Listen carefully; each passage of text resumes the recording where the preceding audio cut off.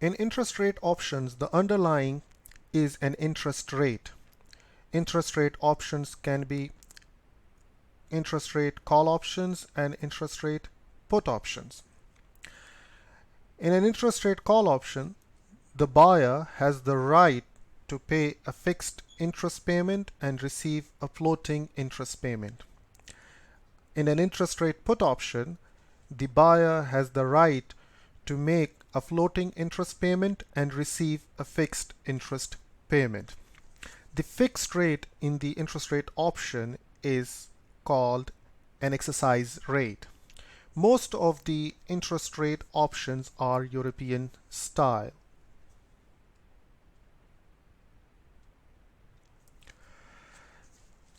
Now, the payoff for an interest rate option is just like the payoff for any other option, with the exception that here we have the exercise price as the exercise rate, and the underlying is an interest rate.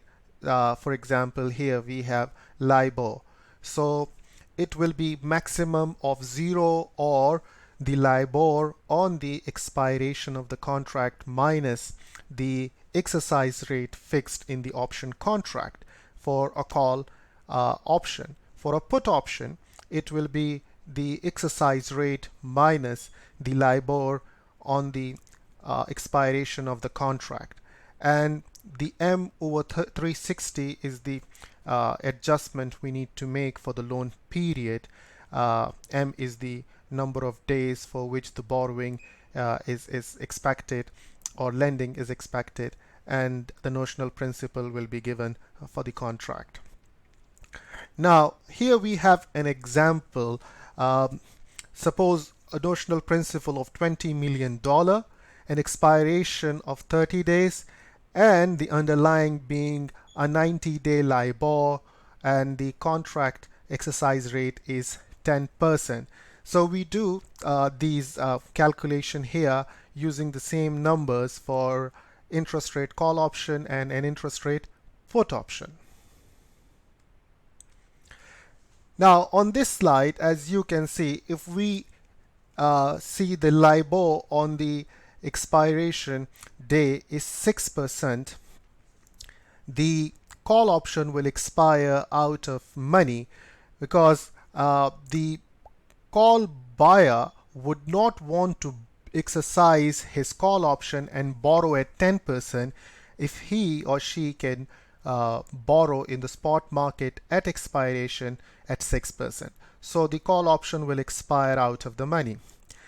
But the put, as we can expect, will be in the money because the put buyer has the right to lend at 10%, and the market LIBOR on this expiration is 6%. So it's better to exercise and lend at 10% rather than lend at 6% in the spot on expiration day. So this logic implies that the put will be in the money, and the payoff from the put will be 200,000 in this case, which is of course taking into consideration that it's only for 90 days and the notional principal is $20 million. If LIBOR is 14% at expiration, the payoff on the call will be 200,000, and this time the call is in the money because as a borrower you would want to exercise your right so that you can borrow at 10% because the market borrowing rate on expiration is 14%. So the call is in the money, and the payoff from the call option, interest call option, is 200,000. On the other hand, the put option is out of the money because the put buyer can lend in the market at 14%. So it would not be advisable to lend at 10% by exercising the put option. So in such case, the put will be out of money and it will have a zero payoff. Now, it must be noted that the FRA is settled in cash on the expiration day.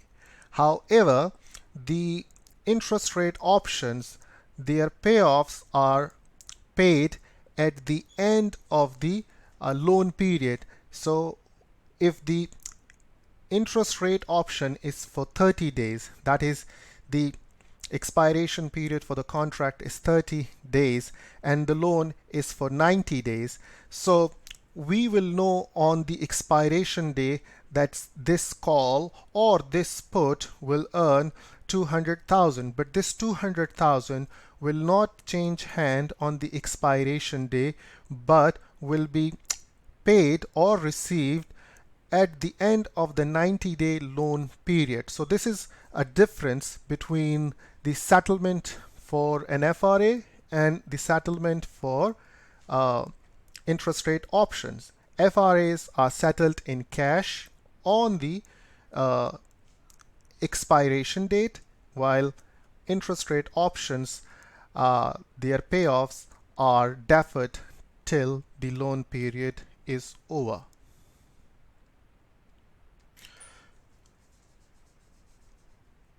Pricing and valuation of interest rate option is a very difficult task. Binomial models are generally preferred over the Black-Scholes variants. I recommend that you read uh, from Chance and Brooks, 10th edition, pages 462 to 464. There is a very good example and illustration of how this is done. Here I'll cover the black model. The underlying instrument in the Blake model is the forward rate. Uh, it's not a stock price because here we are pricing an interest rate option. So the underlying must be an interest rate. So forward rate is the underlying in the black model. And we already covered the FRAs where we learned how to estimate or calculate the forward rate from the yield curve.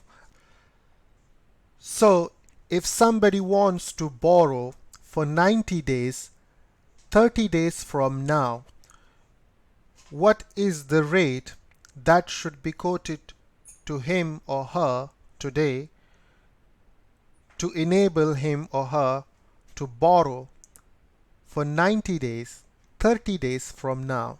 So you know the rate is known today, but it is to be used for borrowing 30 days from now for a 90-day period like we did in the FRA example.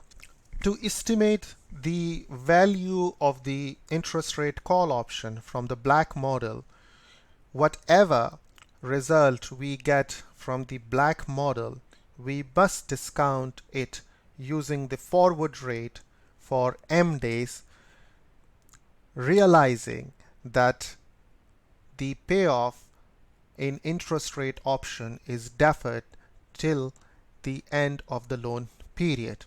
So we will be discounting our calculated value from the black model.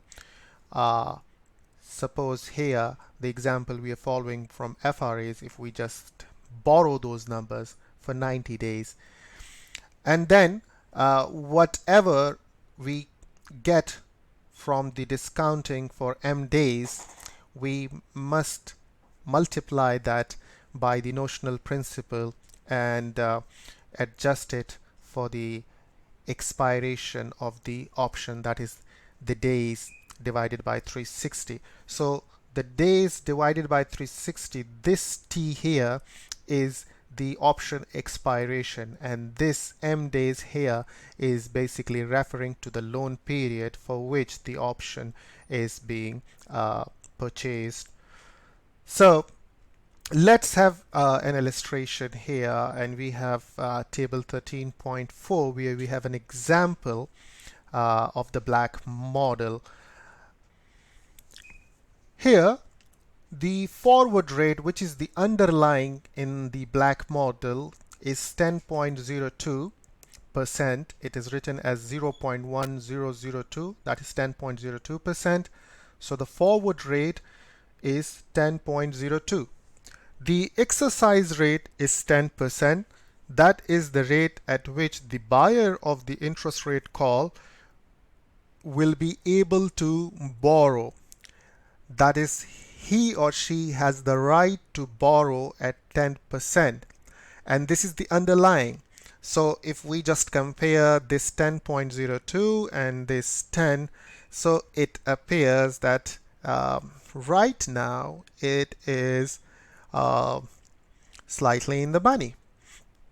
But remember, most of the interest rate options are European, so not exercised until expiration. And then we have the risk-free rate, which is 11.1%, and the standard deviation, which is 0.3 or 30%. Now, this standard deviation is the standard deviation of the changes in interest rates. Like we calculated the standard deviation of the stock using the stock returns. So here, this 0.3 or 30% volatility or standard deviation is the volatility of the forward rate.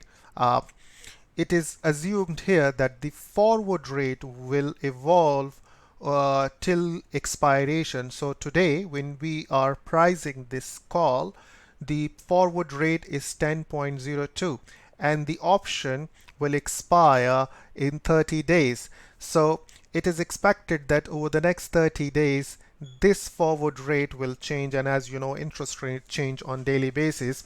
However, in a forward rate agreement, you know that the forward rate remains fixed.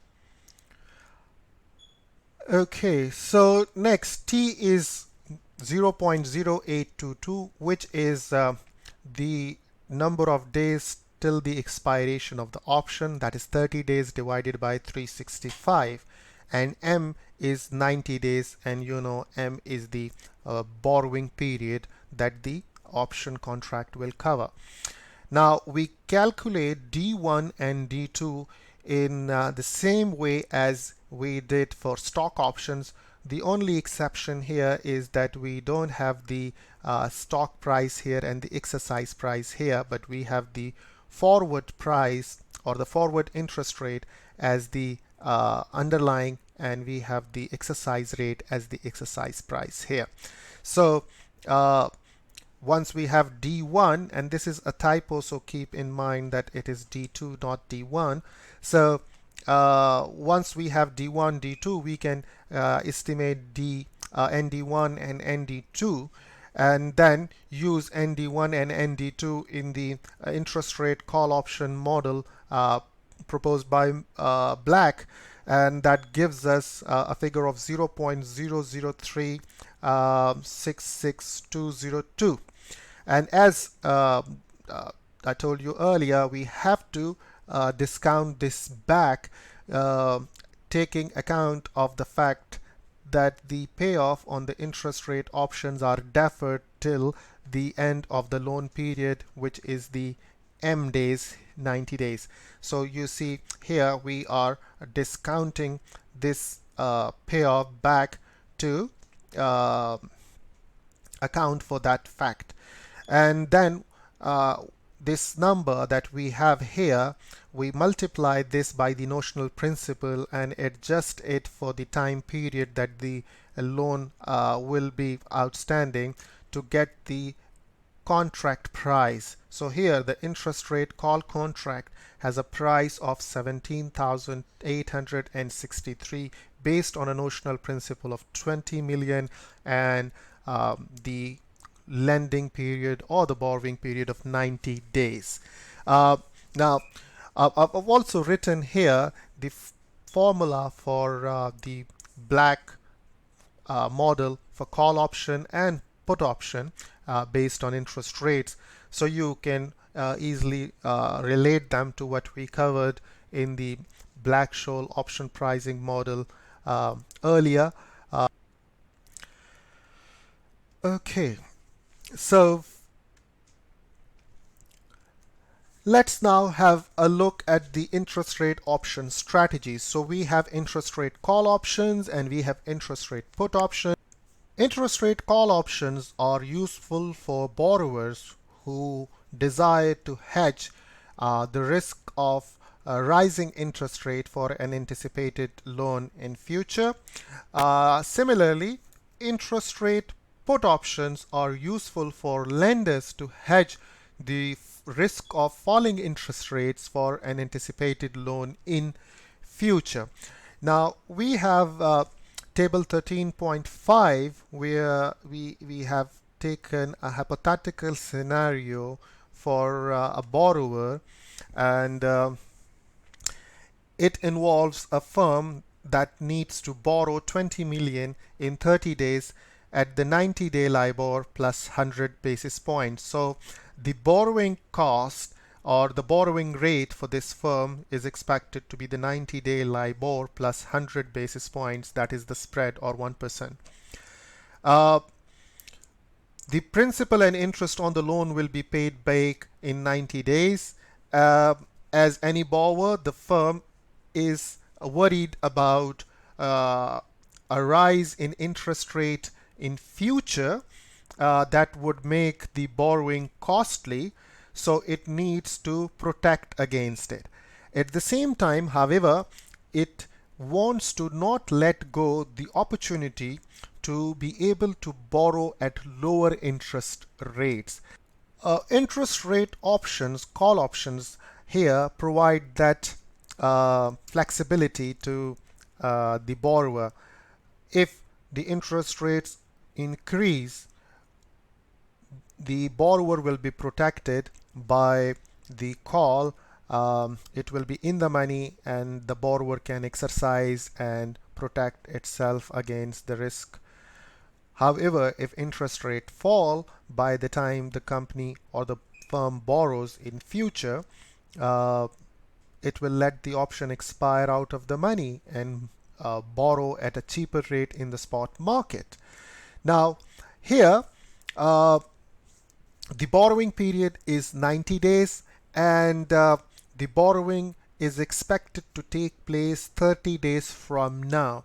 So the firm needs protection against the rise in interest rate for the next 30 days. Now, there is an interest rate option available with an exercise rate of 10%. However, it will cost the firm 17,368. It's basically the same call option that we covered in table 13.4. However, the price is a bit different because if you use computer and Excel sheet, you will get a much accurate cost of the interest rate call option from table 13.4. Now, it is assumed here that the call will be purchased today at 17,368. However, the money needed to buy this call is borrowed by the borrower. So 30 days later, the borrower will need to pay back 17,368. That is the cost of the option plus the interest on that amount because it borrowed it today. So for 30 days at 11%, if it has borrowed at 11%, this amount will grow to 17,528. Now this means that 30 days later, when the borrower will borrow 20 million at whatever rate in the spot market, it will have to use some of that money to pay back this 17,528 loan plus interest that was used to buy the call option. So the net loan proceeds would be 20 million minus 17,528. Now here in this table, we have the LIBOR at day 30, and there are different rates given from 6% to 14%. So it's just an illustration showing how the call option here protects the borrower against the rise in interest rate, but at the same time allows the borrower to participate in the spot market if interest rates are lower, and allowing the option to expire out of the money. So here, if we look in the first case, when interest rate is 6%, uh, the call option will not be exercised by the borrower. The reason being, it is cheaper to borrow in the spot market at 6% plus 1%, that is 7%, than to exercise the call option and borrow at 10%. So the option will be expiring out of the money here, and the borrower will directly borrow in the spot market at 6% plus 1% for 90 days, and this will result in interest cost of 350,000 here, that is 20 million into 7% plus 90 divided by 360, so that is 350,000.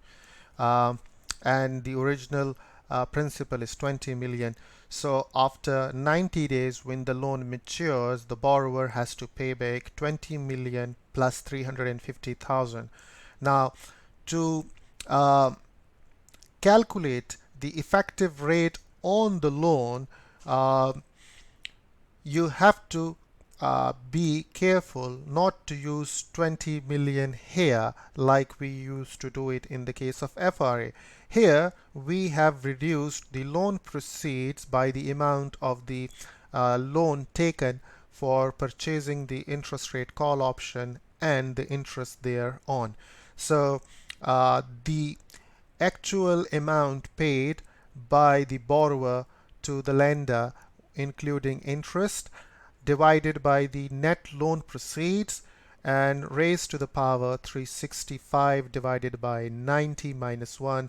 So the effective interest rate is 7.67%.